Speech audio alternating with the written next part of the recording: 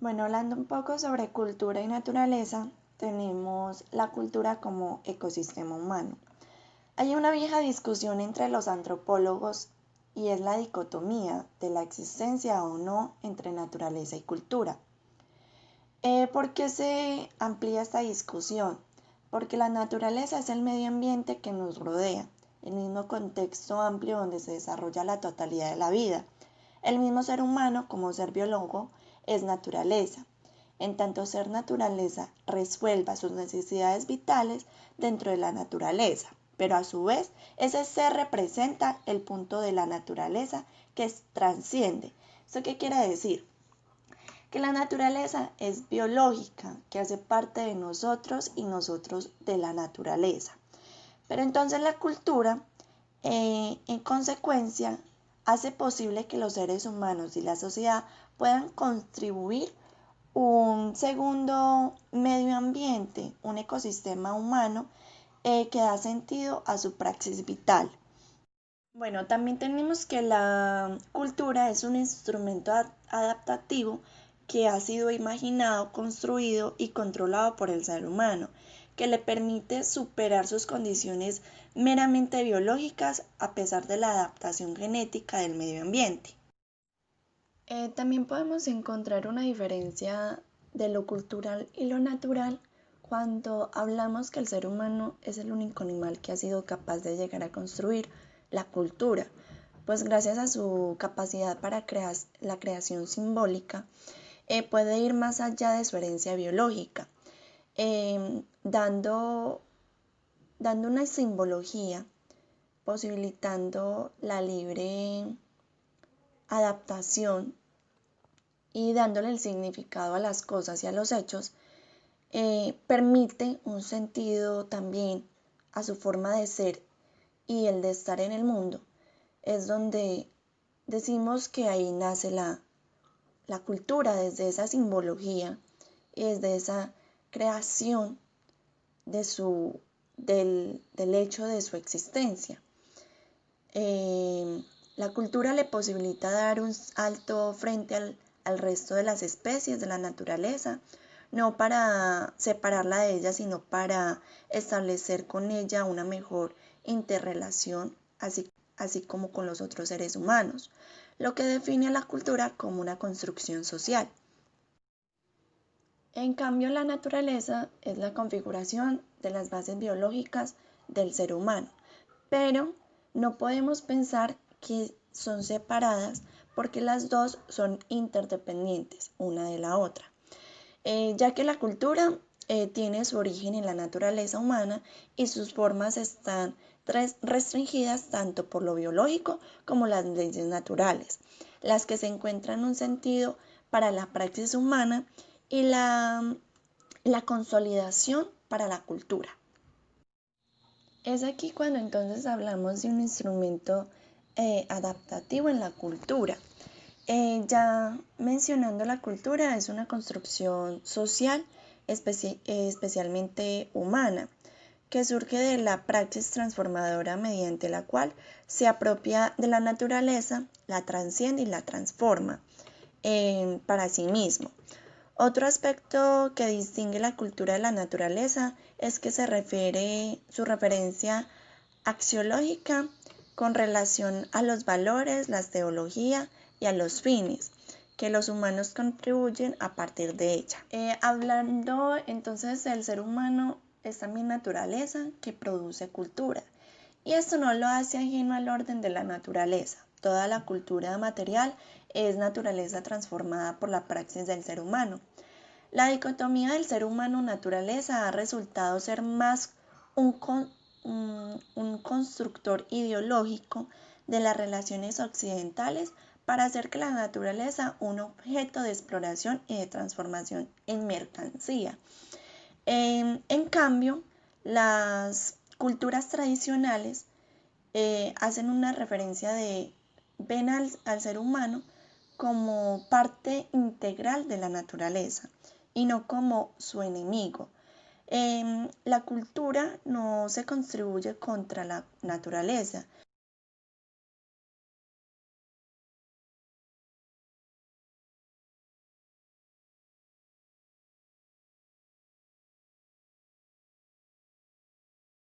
sino es armónica e ideólogo con ella. La cultura es, como hemos señalado antes, un acto supremo de alteralidad con el ser humano y con todo lo que da la existencia en la naturaleza. Cuando hablamos de proceso adaptativo, está determinado por el conocimiento simbólico socialmente producido y transmitido en la praxis, que ese conocimiento ha sido posible en lo que implica la elaboración de representaciones e interpretaciones sobre la naturaleza, que son compartidos por quienes integran una sociedad, y en base a esto se determinan diversas prácticas sociales, distintas estrategias de acción que regulan las formas de conducta individual y colectiva frente a la naturaleza, para poder enfrentar las diversas construcciones que ésta le impone. Las estrategias adaptativas no son homogéneas ni estables, por el contrario, contradictorias y esencialmente dialécticas, ya que cada cultura, en definitiva, no es sino un estilo de vida, un ecosistema humano, que puede ser diversas, diferentes y con especialidades propias. Si bien la cultura es un sistema adaptativo, eso no implica que todo aspecto del sistema sea bien adaptativo, ni que cada sistema sea la estrategia más eficiente para utilizar el medio ambiente. Los sistemas socioculturales solo son una posible solución de un mismo número alternativo e igualmente adaptativo, que da un nivel de representación, interpretación y de práctica social basada en tales representaciones. No siempre resulta ser posiblemente adaptativa, dado que ciertas representaciones e interpretaciones de la práctica y comportamientos culturales pueden ser mal adaptantes y pueden dañar en el entorno y poner en riesgo la naturaleza del grupo.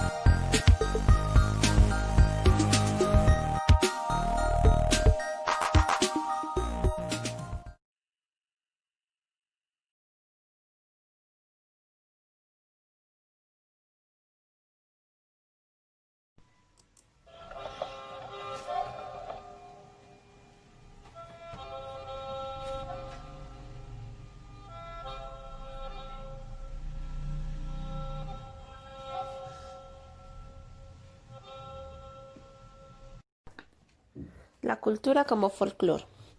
Cultura, folclore, simbología. El folclore es un conjunto de tradiciones y costumbres de una sociedad en específico, y la cultura es el conjunto de conocimientos que incluyen las creencias, la ética y la moral, la cual ha adquirido el hombre.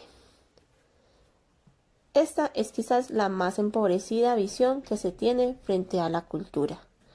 Es un equívoco generalizado el confundir cultura con folclore, pues todavía se mantiene esa vieja tradición que considera el folclore como la ciencia del pueblo y se limita a mostrar solo aquella dimensión más exótica y externa de la cultura, que pueden ser destinadas al consumo, al mercado y a todo lo cultural.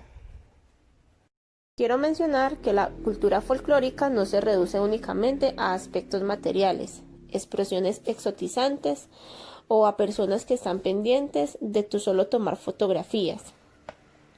Frente a manifestaciones culturales, hay que ver la cultura no solo como un montón de cosas a ser observadas. Esas dimensiones meramente significan que el patrimonio material, que es lo que implica el folclore, está siempre presente. Hay que empezar a mirar la cultura desde la profundidad de sus representaciones simbólicas y del sentido. Por eso es que se dice que el folclore está enlazado con todo lo simbólico. Esta cultura folclórica hace posible la construcción de los diversos sentidos de la vida social de un grupo. En las manifestaciones folclóricas apenas se expresan formas de intercambio sígnico que se quedan en el nivel más manifiesto, externo, secundario de la cultura. Por eso la idea es buscar tener una buena apertura acerca de todo lo que tiene que ver con el folclore. Se expresa que la cultura folclórica es una profunda interacción simbólica, puesto que se da una real vivencia simbólica del tiempo y el espacio sagrado, en el cual se hace un ritual a profundidad y puede tener un gran significado para las personas que lo practican. En ese momento de fiesta o de interacción o de relación de unos con otros. Por eso tomo como ejemplo el momento en que hacen en algunos países como culturas danzas, bailes, donde el folclore tiene un simbolismo para ellos y este simbolismo tiene a su vez, por ejemplo, el vestuario o la vestimenta, la cual conserva la estructura estética de la belleza, de su colorido y su forma. Esta despoja la riqueza del sentimiento, lo simbólico que tiene para un danzante originario desde la cultura. El folclore es algo más que preservar la música y los bailes de un país. Su marco de acción también incluye los instrumentos musicales, los vestuarios, los ritos, las creencias, las leyendas, las comidas, más que algo económico solamente, como en muchas partes se ve visto por algunos ciudadanos. Cuando hablamos de rescate o revitalización cultural, hoy se trata de trabajar en proceso no del rescate, sino de revitalización cultural, puesto que esto, como su propio nombre lo dice, solo puede ser posible desde la propia vida de los actores vitales que la construyen. En la realización cultural, la comunidad y los actores sociales comunitarios se construyen en sujetos sociales, políticos e históricos, lo que permite romper el contenido ideológico de los rescatadores, que lo único que les interesa a ellos es mirar cómo establecer una economía o tener una ganancia colectiva, y lo que queremos es poder desde la cultura crear dimensiones profundas de la memoria colectiva, acrecentando el acúmulo social de existencia que permita afirmar los propios recursos culturales que han sido capaces de construirse como pueblo, o sea, poder reconocer estos pueblos, poderlos respetar, poderlos tener en cuenta en todo momento, y eso es lo que queremos con la cultura folclórica, saber que estas personas que a diario están expresándose a través de distintas formas, de distintos pensamientos, de distintas creencias, religiones,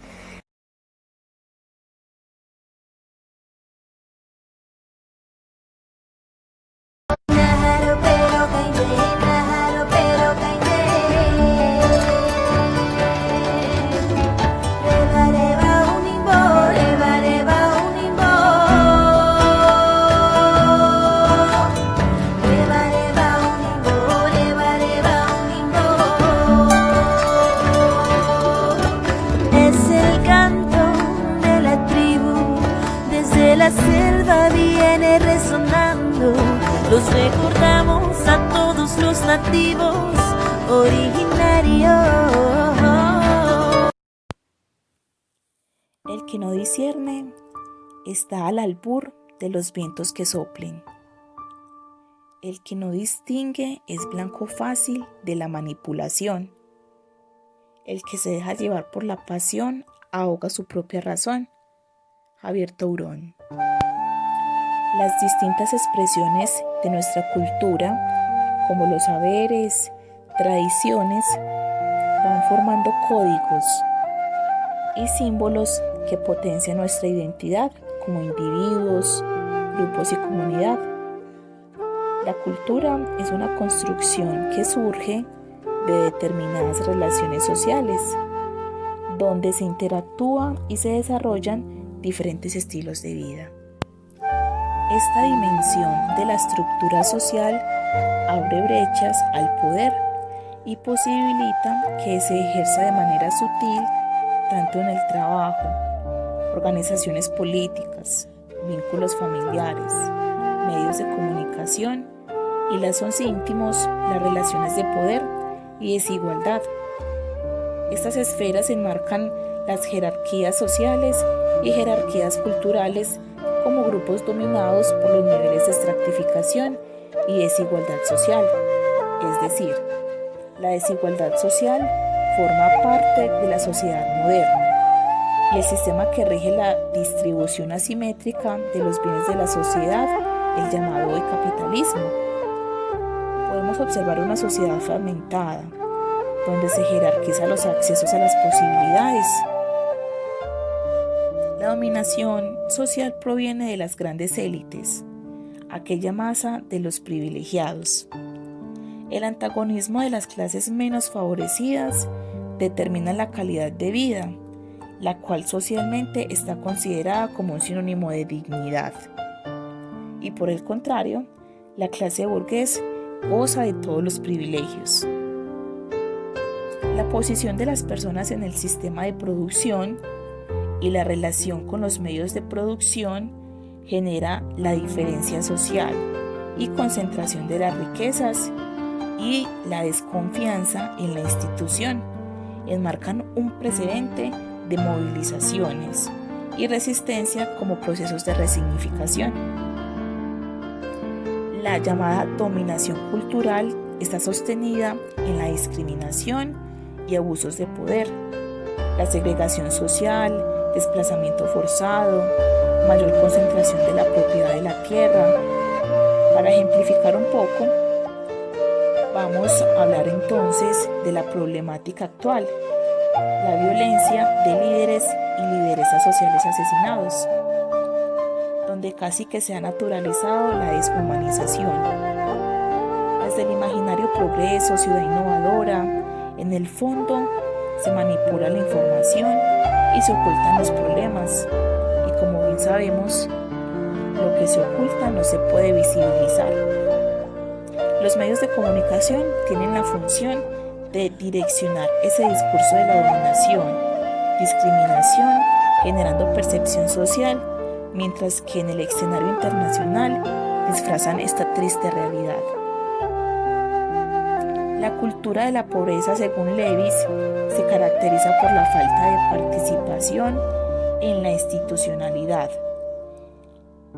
por los bajos niveles educativos, por la carencia de recursos económicos, la desconfianza frente a la institucionalidad política, por ser organizaciones matrifocales en las que abundan los hijos y carecen de la figura paterna, lo que vuelve inseguros, proclives a la delincuencia y descomposición social, por ser incapaces de socializar valores necesarios para articularse a la sociedad, lo que se genera en ellos personalidades sociopáticas, inseguras, perezosas, fatalistas, conformistas, sometidas a la rutina, incapaces de pensar en el cambio, peor aún, de diseñar el futuro.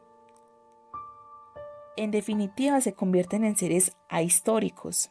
En ese orden de ideas, la cultura basada en la ley del mínimo esfuerzo. En conclusión, la cohesión social se vale de vínculos familiares, en función de configurar una red de primer nivel, que permita a la población integrarse en el tejido social e institucional, que permita a las personas y sociedad actuar. La cultura popular. Cuando hablamos de cultura popular se nos viene a la mente comúnmente las palabras pobreza, pueblo y marginalidad, conceptos erróneos a la realidad. La cultura popular es la cultura que hace la diferencia a las culturas elitistas y dominantes que se han establecido en la sociedad. Es decir, la cultura popular no plantea un sentido de universalidad. Por el contrario, podríamos catalogarla como la cultura reina, ya que no se encasilla como una cultura única, por el contrario, tiene una diversidad cultural. Entonces podríamos decir que en esta cultura encontramos diversidad de culturas, es decir, tiene espacio para cada cultura con su identidad y diferencia, como lo son las culturas indígenas, las culturas afro, las diversas culturas mestizas y las culturas populares urbanas, también marcadas por profundas diferencias regionales, de género, generacionales, que están construyendo y reconstruyendo permanentemente sus modos de ser y de diferenciación en una dialéctica continua de lucha de sentidos. Podríamos decir que la cultura popular la han desprestigiado, ¿cierto? Y la denominan como a los estratos bajos y a la pobreza, pero realmente la cultura popular nos abre un espacio de participación, de igualdad, a lo normalmente establecido, a lo que creemos o aceptamos como sociedad y catalogamos como lo único o universal. La cultura de masas. Esta cultura tiene un enfoque capitalista que promueve el consumo masivo de la sociedad, es decir, moldea, alinea y homogeneiza a través de los medios masivos de información. Para ello se instrumentaliza un evidente proceso de usurpación simbólica, mediante la cual la cultura dominante, los amos del poder, usurpan los símbolos de la cultura popular y los resemantizan, los ubican en otro contexto, pero al usurparlos los deforman, los empobrecen, los alinean e ideologizan, haciéndolos así instrumentos útiles para la construcción de los imaginarios que permiten consumir pasivamente los mensajes de las culturas de las élites y demás naturalizar el orden social dominante. Es decir, esta cultura de masas moviliza a los grupos en el consumismo, atraído de herramientas publicitarias y productos audiovisuales. También se reflejan a través de la mano de obra, donde el pueblo trabaja para las grandes élites.